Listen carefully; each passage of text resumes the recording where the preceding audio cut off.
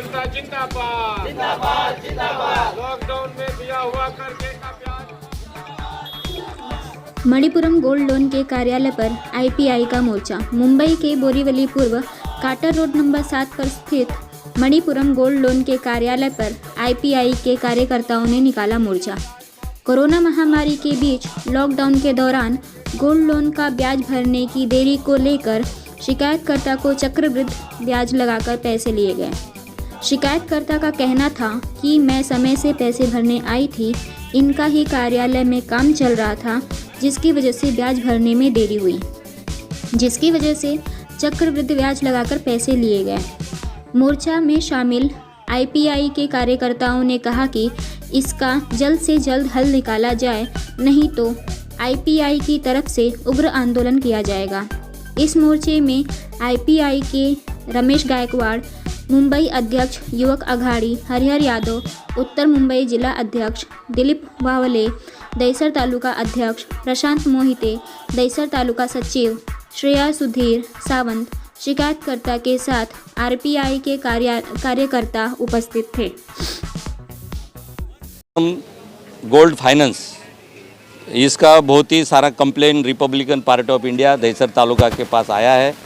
ये हमारे दहिसर तालुका के अध्यक्ष दिलीप वावले जी है और सचिव मोहिते जी, इनके पास यहाँ के ग्राहक लोगों ने कंप्लेन की है कि ये लोगों ने ब्याज के ऊपर ब्याज लगाया है, जिसको हम पहले स्कूल में थे तभी चक्रवृद्धि ब्याज हमने सुना था, लेकिन आज भारत में 70 साल ये 60-70 साल स्वतंत्र मिलने के बाद में भी अगर यहाँ साहूकारी कायदा चलता है तो महाराष्ट्र गवर्नमेंट ने साहूकारी कायदा बंद करने का और वो जो साहूकारी करते हैं उनके ऊपर गुना दाखिल करने का कानून किया है। और ये मणिपुरम फाइनेंस जो है, ये मणिपुरम फाइनेंस लोगों को एक टॉर्चर करता है, लोगों को तकलीफ़ देता है, लोगों में दहशत फैलाता है। और अभी एक महिला हमारी यहाँ उपस्थित है, वो तुम यहाँ इकडे ज़रा, अभी इनका जो हफ्ता था, ये हफ्ता वो भरने को गए थे, लेकिन जिस दिन हफ्ता एमआई भरने की डेट थी, ये वहाँ ये बैंक में आए और बैंक में आने के बाद में बैंक तो बंद थी, बंद होने के बाद में ये हफ्ता भर नहीं पाए और 2-3 दिन के बाद जब वो हफ्ता भरने को गए तो उन्होंने कम से कम 700-800 रुपया ब्याज उनसे ज़्यादा लिया। बराबर है मैडम? हाँ, तो इसके वजह से ऐसी अगर एक हमारे पास ग्राहक है तो ऐसे हजारों ग्राहक और लाखों के तादाद में बम्बई शहर में इनके पास ग्राहक है। अगर एक आदमी से इन लोग अगर 1800 रुपया ज़्यादा लेते हैं तो लाखों के तादाद में पूरे महाराष्ट्र में ये लोगों को करोड़ों रुपया में चूना लगाने का काम करते हैं, लोगों को फंसाने का काम करते हैं।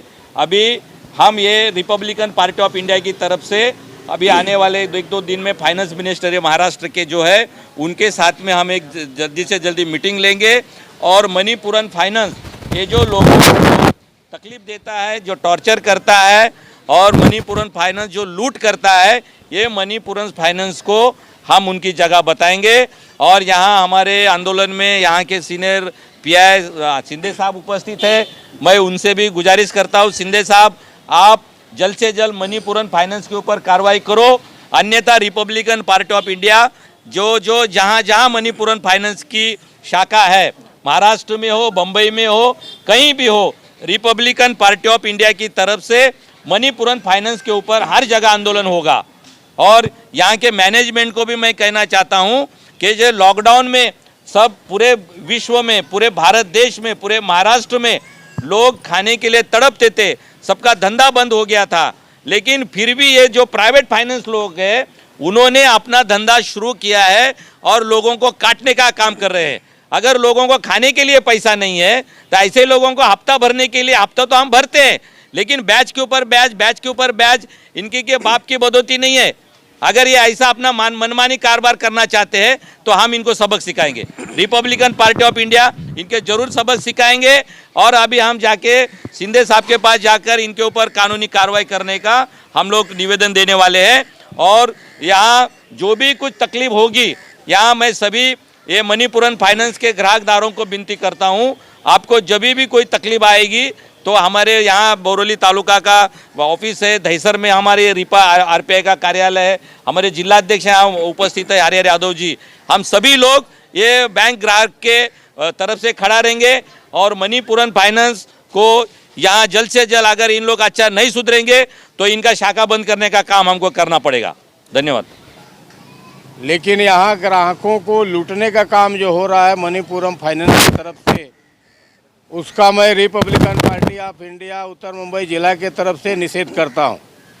और ऐसे ही इनका लूट अगर चालू रहा, उनके ऊपर उन्होंने रोक नहीं लगाया, तो रिपब्लिकन पार्टी उत्तर मुंबई जिला के तरफ से जितना इनका शाखा है उत्तर मुंबई में, एक ही दिन में एक ही टाइम के ऊपर हर जगह ये मणिपुरम फाइनेंस के कंपनी के ऊपर मोर्चा करेंगे और ज़बरदस्त आंदोलन खड़ा करने का काम करेंगे।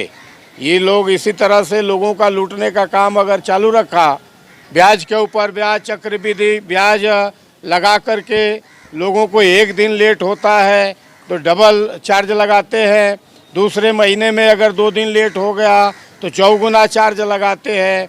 इस तरह का परमिशन भारत के भाग्य विधाता परम पूज्य भारत रत्न डॉक्टर बाबा साहेब आम्बेडकर ने जो संविधान दिया है, वो संविधान के तहत इस तरह की साहूकारी करने का परमिशन नहीं है।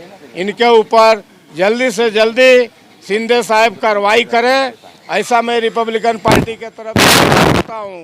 कार्रवाई अगर इनके ऊपर नहीं हुआ तो बहुत जल्द ही पूरे उत्तर मुंबई जिला में रिपब्लिकन पार्टी के तरफ से सभी ब्रांचों के ऊपर एक तरह से ठोक आंदोलन करने का काम उत्तर मुंबई जिला के तरफ से मैं करूंगा, ऐसा आश्वासन देता हूं। हमारे ग्राहकों को कोई भी आपको तकलीफ हो, कोई भी किसी भी फाइनेंशियल से तकलीफ है, आप लोग संपर्क करो, क्योंकि लोगों की हालत एकदम ख़राब है।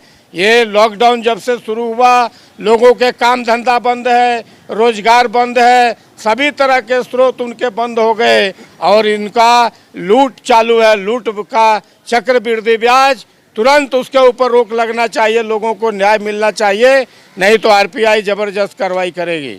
ही पहिली गोष्ट तर लोकांना लुटायचं काम करते फायनान्स देण्याच्या चक्करमध्ये। इथे मध्यमवर्गीय गरीब जो नडलेला माणूस आपला दागिना वगैरे ठेवून कर्ज काढत असतो, तर टी व्हीमध्ये जाहिरातीमध्ये हे सांगतात की 1%, 2%, 1.5% तुम्हाला लोन देण्यात येत आहे। पण हे लोक तसं करत नाहीत, फक्त त्यांचं हे व्याजदर फक्त 30 दिवसापुरतं मर्यादित असतं। जर त्याचा 31वा दिवस उजाडला तर तेच व्याजदर 4% घेतात आणि असं 61वा दिवस उघडला तर लगेच ते तिप्पट होतं। असं चक्रवाढ व्याज यांचं चालू आहे आणि लोकांचं लुटायचं काम चालू आहे यांचं। यांच्या विरोधात मी अर्ज दिला होता इथे, पण त्या अर्जाची काही सुनावणी होत नाही आणि इकडचे जे स्थानिक मॅनेजर आहेत या शाखेचे, यांचं असं म्हणणं आहे की आमच्याकडे याच्या कुठलेही राईट्स नाही आहेत, आम्ही कुठलाही निर्णय घेऊ शकत नाही, जो निर्णय घेते ते केरळावरून होतं।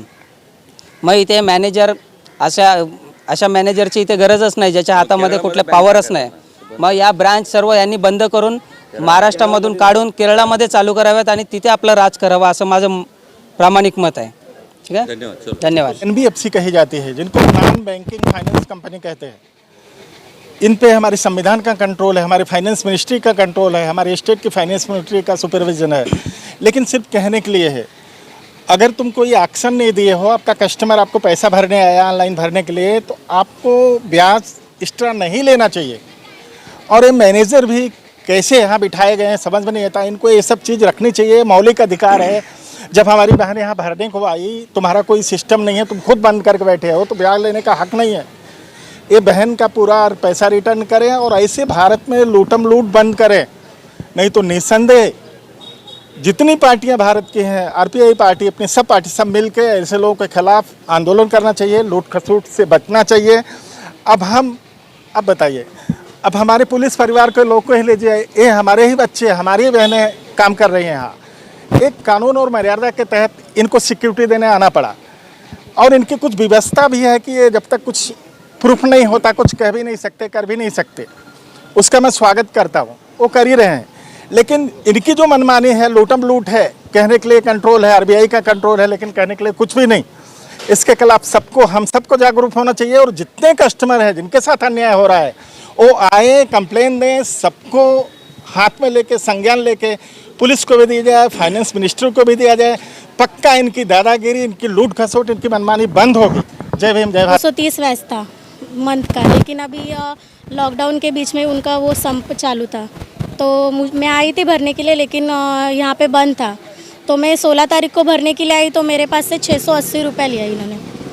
और कितने का ब्याज लिया था, कितने का चक्रवृद्धि ब्याज जोड़ करके आपको लिया? 230 भरना था, लेकिन उन्होंने 680 लिया। तो क्या बताया था उन्होंने कि किस 5 दिन लेट हुआ ना, इसका चार्जेस डबल चार्जेस लगा उन्होंने।